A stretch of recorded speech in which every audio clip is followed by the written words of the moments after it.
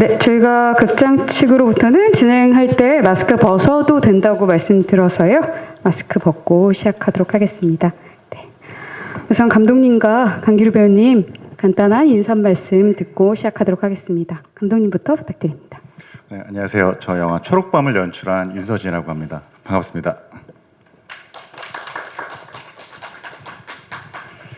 네, 안녕하세요. 저는 영화 초록밤에서 원영을 연기한 강기루입니다. 반갑습니다. 네, 그럼 혹시 바로 지금 질문이 들어오고 있는 것 같지는 않아서요. 제가 먼저 몇 가지 질문 여쭙도록 하겠습니다. 감독님, 어떻게 제목이 초록밤이 되었을까요? 네. 사실 이게 저희가 영화 처음 찍을 때만 해도 초록밤이란 제목이 아니었었고요. 근데 제가 영화 시작할 때부터 제목에 대한 이야기를 계속 했었던 것 같아요. 배우들께도 뭐 저희 스태프들께도 좋은 제목이 뭐가 있을까라는 이야기를 계속 했었는데 저희가 편집이 거의 끝날 때까지만 해도 별다른 제목이 떠오르진 않았던 것 같아요. 그렇게 이야기를 하다가 문득 촬영 감독께서 예전에 저희랑 회의했던 그 노트를 제가 보게 됐는데 거기에 초록의 밤으로 물들이겠다라는 이야기가 있었고 그걸 보는 순간 되게 잘 어울린다라는 느낌을 받았던 것 같아요. 그러니까 처음에는 뭔가 좀 초록밤이라는 뜻이 너무 귀여운 느낌이 아닌가라는 생각을 했었는데 초록밤이라고 붙이고 나서 더 추가로 작업을 하다 보니까 정말 제목이랑 잘 어울린다는 느낌이 들어서 저희 모두 제목에 큰 만족을 하고 했던 기억이 납니다. 네, 강기루 배우님은 이 작품의 시나리오를 처음 받으셨을 때 허공이라는 제목으로 받으셨을 것 같은데 네? 맞으실까요? 네. 네, 허공이라는 제목의 시나리오를 받았습니다. 허공과 초록밤 사이 많은 일들이 있었을 것 같아요. 작품 처음 시나리오 받으시고 흔쾌히 결정을 하시는 과정, 어떤 계기로 촬영을 결심하게 되셨는지도 궁금한 것 같습니다. 먼저 처음 받았던 시나리오의 내용은 완성된 영화랑은 다르게 내러티브가 강조된 드라마 장르의 영화였어요.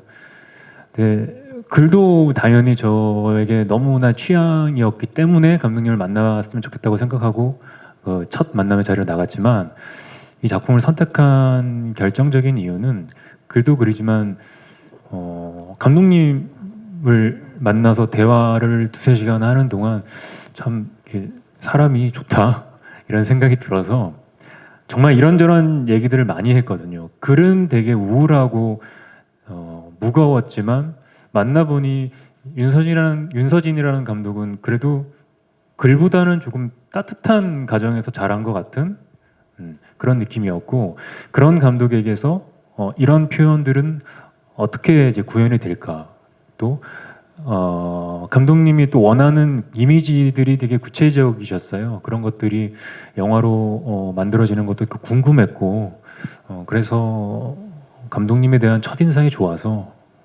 선택하게 됐습니다. 네, 감독님께서 이 시나리오를 어떻게 쓰시게 되셨을까요?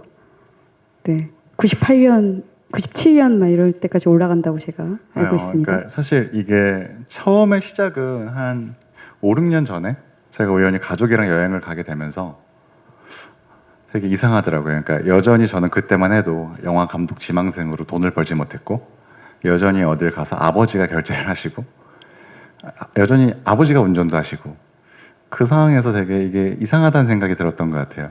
그래서 그 모습이 되게 처음엔 재밌어서 이렇게 영월인가 어딘가를 달리고 있는데 이 안에서 가족이 싸우면 되게 재밌겠다라는 생각을 시작으로 글이 시작이 되었었고요. 그러다가 그렇게 글을 쓰다가 누가 그냥 왜 가족이 갑자기 여행을 떠난지에 대한 질문을 했었는데 거기에 대한 답을 좀 못 냈던 것 같아요. 그래서 글이 좀 한동안 멈춰 있다가 제가 2016년도에 뭐 할아버지랑 외할머니 두 분을 저희가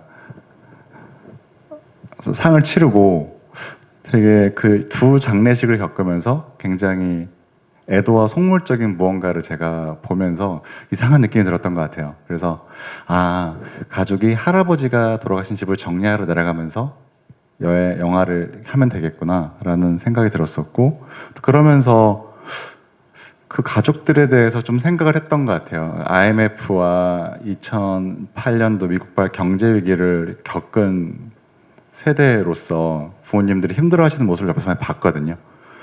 뭐 저희 역시도 그랬었고, 살던 집이 갑자기 바뀌기도 했었고, 그런 일들이 있으면서 원영이라는 주인공의 88년도는 어땠을까, 93년도는 어땠을까, 뭐 2008년도 경제위기 때 얘네는 어땠을까라는 생각들을 계속 했었던 것 같아요. 그러면서 자연스럽게 원영을 이해하게 되었고, 원영을 넘어서 저 개인적으로도 이 글을 쓰면서 부모님을 더 이해할 수 있는, 그리고 뭐 뭔가 저희 세대들을 더 이해할 수 있는 것들이 생긴 것 같아서, 네, 그런 영감을 많이 얻었던 습니다. 네. 강기루 배우님께서 맡으셨던 역할 중에서도 항상 과묵한 역할 많이 하시긴 하셨는데 특히 대사가 없었던 작품인 것 같아요. 그러나 뭔가 그 끓고 있는 원영의 어떤 마음 같은 것들, 감정이 느껴졌었던 작품인데, 이런 시나리오, 이런 걸 받았을 때 어떻게 연기해야 되지? 이런 고민 많이 하셨을 것 같은데 어떤 준비하셨는지, 네, 그리고 감독이 어떤 디렉팅을 주셨는지 궁금합니다. 그쵸. 대사가 정말 많이 없죠. 근데 대사가 없다는 표현보다는 말이 없는 인물을 연기한다 이런 마음이 크고, 사실 뭐 대사가 없는 만큼 더 다른 어떤 것들로 표현할 것들이 많아지는 거니까요. 그런 부분에서는 감독님과 얘기를 많이 하면서, 시나리오가 촬영구로 디벨롭이 돼 가면서 대사가 점점 줄었는데, 그 줄어드는 대사만큼 감독님이랑 대화를 하면서 그 내면을 채웠던 것 같아요. 그렇게 그 과정에서 굉장히 많이 만나고, 공간도 촬영 전에 같이 함께 많이 다니면서 분명 영화의 그 원형의 어떤 기운으로 표현이 될 거라는 믿음을 가지고 많이 채워나갔고, 그래서 현장에서도 딱히 어떤 구체적인 디렉션은 없었어요. 왜냐하면 평소에 늘 얘기를 많이 했기 때문에 그런 과정을 또 개인적으로 즐기기도 하고 그런 과정이었습니다. 네. 사실 강기루 배우님 팬들께서는 목소리를 워낙 좋아하시기 때문에 이렇게 강기루 배우님 모셔다가 말이 이렇게 안 들려줄 수 있나? 이런 이야기를 좀 드릴 것 같기도 합니다. 감독님 어떠실까요? 저희도 사실 이게 저희가 사운드 후반 작업하면서 소리들을 디자인을 되게 섬세하게 오랫동안 했어요. 그러면 영화 보셨지만 들리는 소리들의 거의 한 90% 이상은 저희가 다 추가로 집어넣은 소리들이거든요. 거의 대사만 동시 녹음이고요. 녹음이 굉장히 깨끗하게 잘 되었고, 저희가 일부러 좀 지저분하게 더럽히는 과정들이 좀 있었어요. 원형의 그런 상황에 맞게끔 생활감 소리들, 뭐 멀리 그런 소리들. 그러면서 저희가 사실 사운드 기사님이랑 둘이 이렇게 모니터를 보면서 저희가 깨달은 게 하나가 있어요. 우리가 아무리 사운드 디자인 잘해도 최고의 사운드 디자인은 배우의 목소리구나. 그걸 깨달았던 순간이 저도 되게 내가 이 좋은 배우들을 모셔다가 너무 아무것도 요청을 드리지 않았나? 근데 저희가 애당초에 기획했던 방향이, 보통 독립영화들이라고 하면 보통 약간 음악이랑 비유를 했을 때 뭐 이렇게 통기타 하나 들고 나와서 뭔가 좀 담백한 이야기를 하는 느낌의 영화들이 많잖아요. 저희 영화는 사실 그런 것보다는 저희는 이제 좀 밴드이지 않나. 저희 연주 음악인 것 같아요. 각각의 연주자들이 뭐 좀 더 살아나는, 물론 보컬도 있지만 배우 같은 역할, 하지만 누구 하나 튀지 않고 온전히 자기만의 몫을 해서 백을 만드는 그런 영화를 만들고 싶었어서, 저희가 현장에서도 배우분들에게 요청드렸던 게 많이 좀 빼셔야 된다. 왜냐하면 여기서 100을 하시면 저희가 후반에 들어갔을 때 120, 30이 될 수도 있다. 우리가 100을 채울 수 있게끔 좀 빼주셔야 된다는 이야기를 제가 꾸준하게 드렸던 것 같아요. 네. 우선 지금 안타깝게도 그러니까 김민경 배우님께서 이 자리에 안 계신데 부산영화제 갈 때도 가장 먼저 떠오르셨을 것 같고 두 분 다 지금 개봉하는 것도 가장 축하해 주실 것 같습니다. 김민경 배우님과의 어떤 작업도 사실 이런 작업은 처음이실 것 같아요. 김민경 배우님 제가 독립영화에서 본 기억은 없어서 그래서 독립영화 현장에 대해서 어떻게 느끼셨는지도 되게 궁금하고 디렉션이나 이런 것도 TV나 뭐 워낙 상업영화도 많이 하셨기 때문에 현장에 많이 베테랑이실 텐데 이런 독립영화 분위기 어떻게 느끼셨는지 살짝 들려주실 수 있을지 예, 궁금합니다. 우선 처음에 사실 저희가 김민경 배우님을 추천받았을 때는 저희 영화에 할머니로 나오는 걸 할머니 역할로 처음에 추천을 받았었어요. 왜냐하면 저희끼리 그런 얘기를 했었거든요. 왜 아버지가 할아버지를 안 봐? 라고 했을 때 저희들 얘기 나왔던 게 뭔가 그러면 자기 나이 또래 여자 살고 있어서 안 보지 않을까? 이런 맥락이 좀 있었었어요. 그렇게 했는데 제가 그래서 김민경 배우님 사진을 좀 봤었는데 이분은 엄마로 너무 잘 어울리게 했더라고요. 굉장히 연기가 안정적이었었고 저도 사실 처음 뵀던 분이었는데 캐스팅을 했었고 그 현장 가서는 선생님 처음에 되게 좀 당황하셨었어요. 찍고 나면 한 번도 안 찍어? 이런 거 있잖아요. 돌려서 안 찍어? 그래서 괜찮다고. 근데 약간 좀 뭔가 이렇게 좀 의심은 하시지만 얘네가 알아서 하겠지라는 그런 믿음들이 있으셨던 것 같고 그리고 저희가 디렉팅을 드리는 건 저는 사실 배우분들한테 이렇게 하세요라고 드리지 않고 여기서 어떻게 하실 것 같아요? 라고 좀 여쭤봤던 것 같아요. 그래서 집에서 어떻게 하세요? 뭐 기루 씨에게도 기루 씨 부모님이랑 대화 많이 해요? 그런데 잘 안 하는데 그래서 없어진 거예요.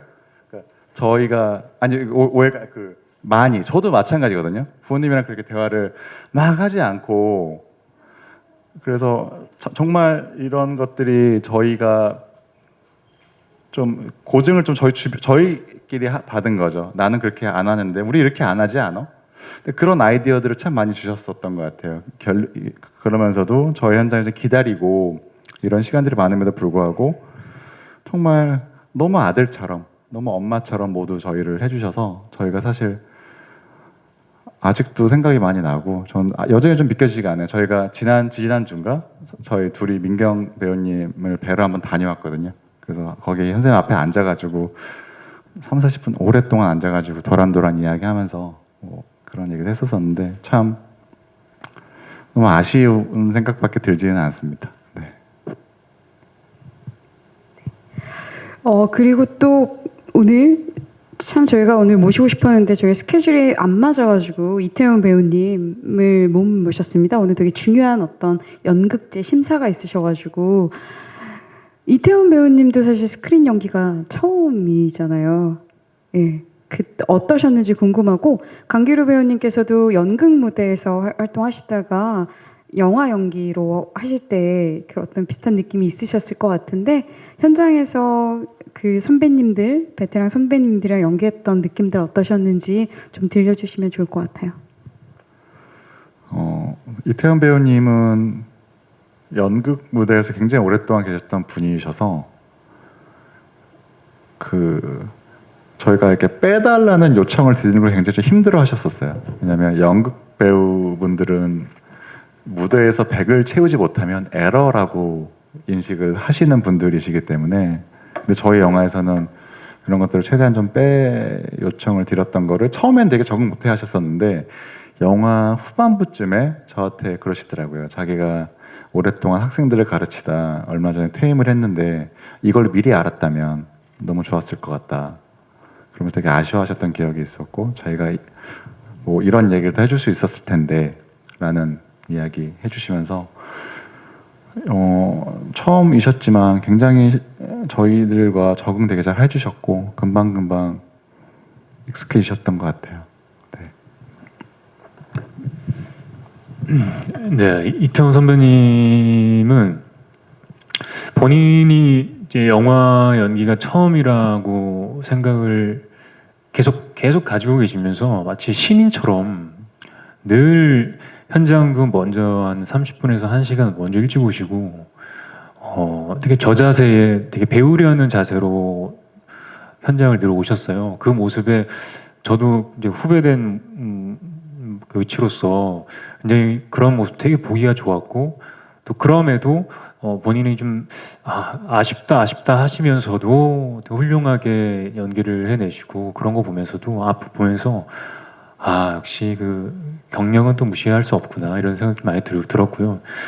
또 그런 와중에도 또 그 아들 역할로 나오는 저를 굉장히 편안하게 따뜻하게 대해주시고 제가 선배님들한테 이렇게 먼저 다가가서 편하게 말 걸고 사실 그러질 잘 못하거든요. 마음은 늘 있지만 좀 어려워하는데 그걸 눈치채시고 뭐 이태원 선배님이나 김민경 선배님이나 두 분 다 아들처럼 대해주시고 그러면서 저 또한 편안하게 아들로서 연기할 수 있었던 것 같아서 이 자리에 빌어서 되게 감사하다는 말씀 꼭 전하고 싶습니다. 네, 채팅방에 올라온 질문 중 하나 드려드릴게요. 그 초록의 양면성에 집중한 점이 인상적이었습니다. 다른 많은 색들 중에서 초록색을 선택한 이유가 있으실까요? 하고 주셨어요. 네. 사실 저희가 처음부터 어떤 초록의 밤으로 물들여야지라는 생각을 하지는 못했어요. 왜냐하면 뭐 저희 사실 뭐 독립영화 현장이나 그렇지만 뭔가 물량적으로 저희가 어떻게 할 수 있는 것들이 사실 거의 없었던 상황이긴 했었는데 제가 촬영 감독한테 요청드렸던 게 딱 하나 있었어요. 그러니까 이미지가 화사했으면 좋겠다. 그리고 뭔가 독립영화에서 많이 보던 무채색의 컬러가 아니었으면 한다. 그런 요구 조건 들으시고 제가 그래서 오히려 우리는 우울한 영화니까 낮이나 이런 장면들을 굉장히 화사하게 한번 찍어보면 어떻겠냐 라는 이야기가 오가던 도중에 촬영 감독께서 욕심이 나셨었는지 그러면 밤도 한번 초록색으로 물들어 보는 게 어떠냐 라고 제안을 해주셨었고 저희가 사실 그러면서 자연스럽게 원영의 가족을 바라보면서 우리가 어떤 초록을 먼저 보게 될 건지를 관객들한테 저희가 선택하게 하는 그런 영화의 방식으로 전개가 됐었고요. 네, 뭐 그 정도일 것 같아요. 네. 네네. 그 촬영 감독님께서 다른 색을 선택하셨으면 제목도 그렇고 노란 밤이라든가 빨간 밤이 될 뻔도 하신 거네요, 감독님? 그렇죠. 그러니까 이게 제가 초록색 나무를 강조를 되게 많이 했어요. 저희가 사전에 프리프로덕션 하면서 저희가 촬영했던 곳이 그 광명의 철산 주공 아파트인데 지금 거긴 재개발로 아마 부셔졌을 거예요. 저희가 거의 마지막에 들어 촬영을 했었는데 그 안에 엄청난 나무들이 있었어요. 진짜 와 이런 나무가 있나? 이렇게 큰 나무를 다 없앤단 말이야? 라는 게 아까울 정도로 그런 나무들이 많았었는데 제가 그 나무들을 다 담아내고 싶어 했었어 처음에는. 이거 우리 다 찍자. 영화에 다 담아내자. 초록초록색하게 하고 싶다. 근데 그 얘기를 촬영 감독님께서는 오히려 초록초록의 조명으로 인식을 하셨었던 것 같고 나중에 이렇게 저희가 하면서 촬영 디자인이 왔을 때 굉장히 마음에 들었던 것 같아요. 생각하지 못했던 방향의 초록이 나와서. 근데 그거는 저희가 애당초부터 초록에 대한 이야기를 많이 했었어요. 그래서 저희가 초록을 담아내기 위해서 촬영 딱 시기도 거의 9월 마지막 노랑으로 변하기 직전에 시작을 했었고 영화의 초록을 어떻게 좀 담아낼 수 있을까 그러면서 자연스럽게 색깔이 좀 변해가는 과정들을 좀 보여주고 싶었었고요. 네, 그래서 아마 그런 저희들 대화 속에서 자연스럽게 초록의 조명이 나오지 않았나 생각이 듭니다. 네, 맞습니다. 실질적으로 이게 여름밤이 아니었으면 여름 어떤 시기적인 그 배경이 여름이 아니었으면 초록밤이 나오는 건 되게 쉽지 않았겠다. 예, 봄의 느낌. 근데 그게 지금 감독님이 그 주제적인 측면에서 삶과 죽음에 대한 이야기도 갖고 계시기 때문에 그게 조금 더 이렇게 연결되지 않나라는 생각이 좀 드는 것 같아요. 네, 그런 것 같아요. 네. 우선 네. 그렇게 작품을 촬영도 그렇고 이렇게 조명을 한다거나 미술적인 측면에서도 그렇고 되게 많은 계획이 있으셨고 계산이 있으셨는데 그러면서도 꼭 이것만은 지켜서 작품을 찍어야지 완성해야지 라는 것이 있으셨을까요, 감독님? 사실 저희가 찍으면서 약속했던 것들은 그런 거였던 것 같아요. 우리가 영화를 만들면서 감정을 만들어내는 여러 도구들이 있잖아요. 그게 배우의 대사일 수도 있고, 카메라의 뭐 클로즈업일 수도 있고, 어떤 움직임일 수도 있어요. 근데 그런 것들을 최대한 쓰지 말자.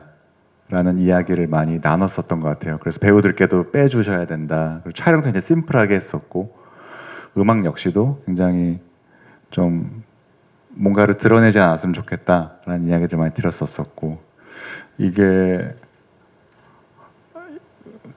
그 당시만 해도 극장이 과연 존재할 수 있을까? 앞으로 극장이 버틸 수 있을까? 이런 생각들이 되게 많았던 시기였던 것 같아요. 여러 대작들이 흥행 실패가 이어지고 극장 개봉을 하지 못하고 그런 상황에서 우리가 가야 할 길이 뭔가라는 이야기들 많이 나눴었고요. 그러면서 드라마와 영화의 차이가 뭔지 한번 우리가 이번에 영화를 만들면서 한번 공부해보자 라는 생각으로 접근했기 때문에 저희가 기존에 익숙하고 이런 문법이나 관습에 배인 것들을 최대한 쓰지 않기 위해서 노력했었어요. 심지어 배우가 앞으로 왔을 때조차 클로즈업을 저희가 바꾸지 않는 컷들이 되게 많거든요. 그런 것들 역시도 어떤 계산에 의해서 그렇게 된 거라고 저는 알고 있고 저희 역시 그런 얘기를 많이 나눴었던 것 같아요. 그래서 전형적이지 않게 하자. 그리고 저희가 항상 그러는 것 같아요. 예술이라는 게 영화라는 것도 마찬가지고 모든 예술이라는 게 뭐 이렇게 돈이 부족해서 시간이 부족해서 망한다고 생각하지 않고 오히려 두려울 때 망한다는 느낌이 많이 들었거든요. 그래서 최대한 두렵지 않게 가자. 오히려 부서져도 좋지 않겠냐. 오히려 실패해도 좋지 않겠냐. 이런 이야기들을 하면서 그런 도전 정신을 좀 최대한 좀 저희가 잊지 않으려 노력했던 것 같아요. 우선 시나리오에 감독님이 굉장히 많은 것을 담으셨긴 하겠지만 이게 음악이나 이렇게 미장센을 보여줬을 때 완성된 이 시나리오가 되게 그러니까 놀라셨을 것 같기도 하거든요. 배우님들도 어떤 이야기를 들으셨는지 궁금하고 강기루 배우님 부산영화제에서 처음 보셨나요? 아니면 그 전에 어떻게 가편으로 보셨는지 궁금한데 그때 첫 완성본 봤을 때 기분 어떠셨어요? 부산에서 일단 봤고요. 처음으로는 일단은 뭐 당연한 얘기겠지만 이제 첫 상영 때는 오롯이 영화로 가려면 잘 안 되고 현장 생각들도 많이 나고 이걸 이렇게 찍었는데 이렇게 나왔네 이런 그런 것들을 체크하고 또 만족하고 아쉽고 하는 그런 생각들 뭐 여러 가지들 또 이제 제가 없는 장면들이 이렇게 나왔구나 이런 생각들을 하면서 봤기 때문에 좀 재미있었어요. 이게 초록밤이라고 해서 그 초록이 어떤 심상으로 영화에 담기고 또 그게 저한테는 어떻게 다가올까를 궁금해했었는데 정말 이렇게 뭔가 초록 물감에 푹 담겼다 나온 느낌이 들어서 되게 신기한 감상을 했던 기억이 납니다. 감독님 혹시 인상적인 어떤 감상평이 있으셨을까요? 저는 제일 많이 들었던 게 영화 보시고 제 지인들이 너 안 그러잖아 라는 이야기를 되게 많이 들었던 것 같아요. 제가 이렇게 우울하진 않거든요. 저는 되게 밝은 사람이고 되게 아주 평범하고 그냥 전형적인 사람인데 영화가 굉장히 우울하게 나와서 그냥 그때 제가 그랬던 것 같아요. 굉장히 그때 힘들었었고 영화를 누구 하나 코로나 걸리면 저렇게 무산되는 상황이었기 때문에 굉장히 긴장 많이 했었고 그랬었고 그리고 감상평 너무 많은 이야기들을 들어서 그냥 그렇습니다. 네, 채팅방에 남겨주신 질문 중에서 사운드가 굉장히 인상적이었습니다. 음악 감독님과는 어떻게 협업하게 되었나요? 라고 질문 주셨는데요. 이게 또 음악 감독님이 일본에 계신 감독님이시잖아요. 예, 이야기 좀 들려주시면 좋을 것 같아요. 그러니까 저희가 음악을 선택할 때 제가 굉장히 좀 그러니까 전형적이 않은 것들을 좀 하고 싶었었어요. 그러면서 오히려 되게 좀 웨이브의 시선으로 볼 수 있는 사람이면 좋겠다. 그래서 오히려 처음에는 뭔가 음악 감독이 아닌 영화 음악을 하지 않았던 다른 뭐 연주를 하셨던 분이 오셔서 하면 어떨까 이런 얘기를 했었다가 결국에는 제가 그런 고민을 하고 있던 도중에 저희 사운드 디자이너로 참여했던 하남규 사운드 디자이너께서 이런 분이 있는데 어때요? 라고 저한테 이야기를 해주셨어요. 근데 그분은 일본에 계셨었고 경력을 봤는데 너무너무 많은 것들을 하셨던 분이시더라고요. 그래서 근데 좋기는 한데 이분이 과연 우리 걸 하시겠냐 라고 생각이 났었고, 그래서 그 다음에 저희가 일단 보내나 보자. 그래서 1차 편집본을 보내드렸었어요. 그리고 나서 뭐 하실 거면 하시고 아니면 뭐 우리는 음악 감독을 찾아야 되니까. 그리고 사실 그렇게 음악이 영화에 많이 쓸 수 있을 거라는 생각도 못 했던 것 같아요. 우리가 갖고 있는 예산 너무 적었고, 과연 음악이라는 걸 쓸 수나 있을까? 수준의 정말 것들이 있었었는데, 음악 감독님께서 영화를 보시더니 메일을 아주 장문의 메일, 감상평을 주시면서 저한테 하셨던 말이 돈 생각하지 마라. 그냥 자기는 이 작업을 너무 하고 싶고, 자기는 이 영화를 보면서 많은 것들을 좀 느꼈던 것 같다. 그리고 자기 너무 좋았다. 그래서 저희가 작업을 시작을 그렇게 하게 됐었던 것 같아요. 처음에는 거의 뭐 그냥 애당초에는 썼던 거 몇 곡 주시면 안 되냐 정도로 접근했었던 것 같아요. 처음에는. 근데 나중에는 저희가 받은 곡만 해도 거의 한 7, 80, 60곡 이상 왔었고, 저희 혹시 그 부산영화제 예고편 보시는 분들 계시는지 모르겠는데 거기에 이렇게 둥둥 하는 음악이 나와요. 근데 실제로 원영이 눕는 그 장면에 쓰라고 주셨던 음악이에요. 근데 저희가 음악이 한번 뒤집히면서 처음에는 리듬이 좀 둥둥거리, 리듬의 음악이 좀 왔었었는데 결국에 좀 현의 음악으로 좀 바뀌긴 했었는데, 저희 뭐 그 장면이나 엄마가 걔 바라보는 그런 둥둥거리는 음악들이 좀 주로 많았었거든요. 네, 그랬던 기억이 나고, 저희가 음악 감독이 아직 뵙진 못했어요. 줌으로만 저희가 채팅을 하고. 근데 여전히 저희 초록방 개봉과 수상을 누구보다 축하해 주셨기 때문에 여전히 저희가 자주 연락드리고 조만간 도쿄에서 한번 뵐 수 있는 날이 오지 않을까 생각하고 있습니다. 네. 네, 강기루 배우님께 하나 더 여쭙겠습니다. 직업적인 원영의 직업이 엄청 이렇게 드러나는 역할이라던가 이런 건 아니었지만 그래도 장애인 활동 지원사가 직업인 역할을 하셨어요. 그래서 어떻게 준비를 하셨는지 이런 질문 많이 받으실 텐데. 네. 특히 이 영화에서는 원영이 하고 있는 장애인 활동 보조사 일은 원영에게는 이 직업이 그렇게 의미 있거나 중요하거나 또 연기를 할 때도 이 일이 착 내 몸에 붙어 있어야 할 필요가 없었기 때문에 뭐 전혀 따로 준비한 건 없었고요. 덧붙여서 일뿐만 아니라 뭐 연애, 뭐 가족 간의 관계 어떤 것에서도 뭔가 정착하지 못한 좀 붕 떠 있는 모습이라고 저는 생각을 했기 때문에 뭔가를 특별히 그 직업뿐만 아니라 뭔가를 준비하는 과정은 딱히 없었고, 준비라고 한다면 오로지 감독님 만나서 얘기하고 같이 공간을 다니고 그냥 뭔가 피부로 느껴보는 것들, 그런 것들이 전부였던 것 같습니다. 그래도 약간 그런 느낌이 있었던 것 같아요. 아, 되게 친절한 느낌이다. 그러니까 원영이 사실 집에서 엄마한테나 아버지한테 되게 살가운 사람은 아닌데 그렇죠. 여자친구한테도 되게 살가운 느낌은 아닌데 그 직업 역할을 할 때는 굉장히 친절한 사람처럼 느껴져서 그런 부분은 조금 이야기가 되신 게 아닐까라는 생각을 좀 했던 것 같아요. 아, 그거는 얘기를 나눴다기보다는 제가 생각한 어떤 뭐 디테일이라고 하죠. 말씀하신 것처럼 원영은 굉장히 무뚝뚝하고 또 말을 길게 하지도 않고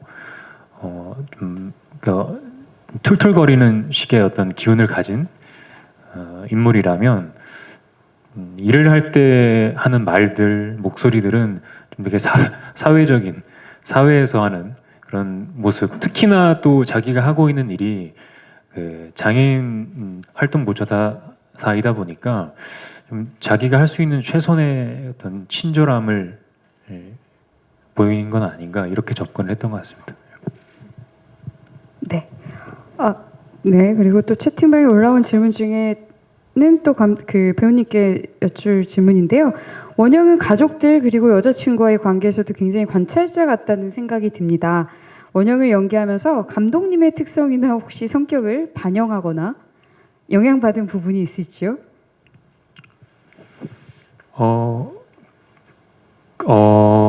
뭔가 뭔가 감독님이 뭐 감독님의 모습에서 무언가를 따왔다기보다는 계속 뭐 거듭 말씀드리는데 그 대화를 오래 하다 보니까 감독님이 겪었던 가족 간의 이야기들 그 안에서 감독님의 어떤 포지션들 이런 것들을 많이 가져온 것 같기도 해요. 근데 뭐 사실은 그것도 그거지만 실제 저의 모습에서 좀 가져온 게 아닐까 영화를 보니까 그런 생각이 좀 들었어요.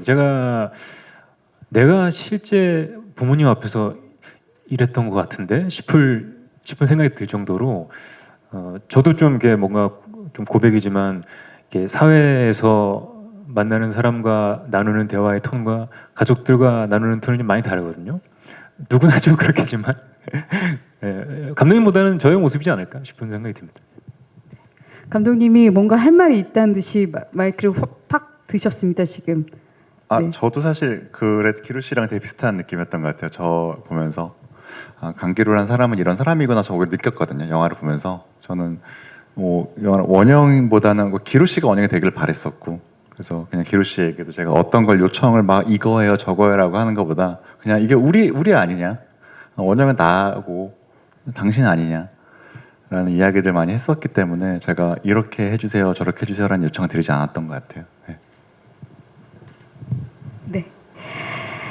네, 저희 약간 허락된 시간이 거의 다 마무리가 되어가고 있는 것 같습니다. 저희 마지막 질문으로 이 작품이 감독님 관객들한테 어떻게 다가갔으면 좋겠는지 혹은 어떻게 보아주셨으면 좋겠는지 말씀 부탁드리고요. 배우님께서도 이 작품을 관객들이 어떻게 봐주셨으면 좋겠는지 말씀 부탁드리겠습니다. 초록밤은 굉장히 전형적이지 않은 영화일 수 있지만 그래도 저희 영화를 만드는 젊은 사람들이 영화란 무엇인가라는 질문을 스스로 던지면서 작업했던 결과물이기도 해요.